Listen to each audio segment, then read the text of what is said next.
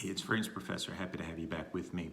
In today's episode, I want to take a look at a couple of my current favorite duoclones. And Dua, if you're not familiar, is essentially a clone house, but they do have a lot of original scents that are really very good as well. So let's dive on in. But before we do, if you haven't already subscribed, please hit that subscribe button. I'd really appreciate it. First up, we have Dionysus. Now, this is a clone of Argos, Triumph of Bacchus. And I would say it's probably about a 85 to 90% clone. It smells really nice.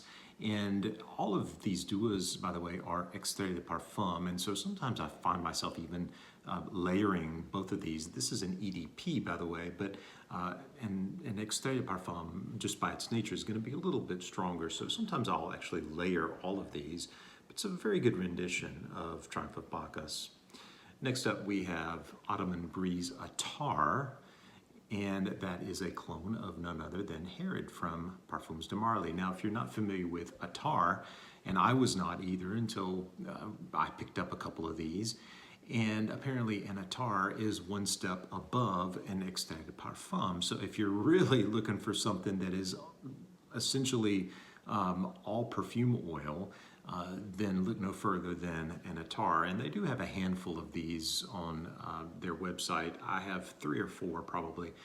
But again, sometimes I'll layer these. Now, Herod on my nose gets average to maybe a little above average in terms of longevity and projection. But again, layering them really, I think, does the job nicely. Last but not least, this is called Harmony. And this is their rendition of Overture from Amouage. Now, this is a travel size. I don't have a full-size bottle, but this has done quite well for me. And it's probably a 90% match, I would say. It's quite strong. Again, this is an extrait. Now, Overture is a bit different, and it's not readily found on discounters quite yet, like some of the other Amouage fragrances. It's a little bit different to my nose, and I just wasn't quite sure if I wanted to pay $300 or $350 for a full-size bottle. Just didn't know if I would wear it enough to justify that, and that's why I went with the travel size. But this complements that very nicely, and so I think it's something that you'll really enjoy if you're not ready to spend the retail price tag for Overture. Maybe at some point it will begin to appear on discounters, who knows, but I haven't been able to find it thus far. Let me know if you have actually down in the comments. I'd like to know where you have actually been able to find that and what you paid for it, if you don't mind. So let's go ahead and call it good there, guys. We'll keep it short.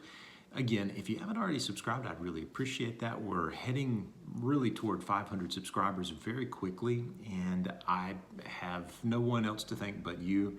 And so if you're not yet subscribed, please do that. Really appreciate it. Come along for the ride with us. I'm posting stuff about every day. I'd love to have you along.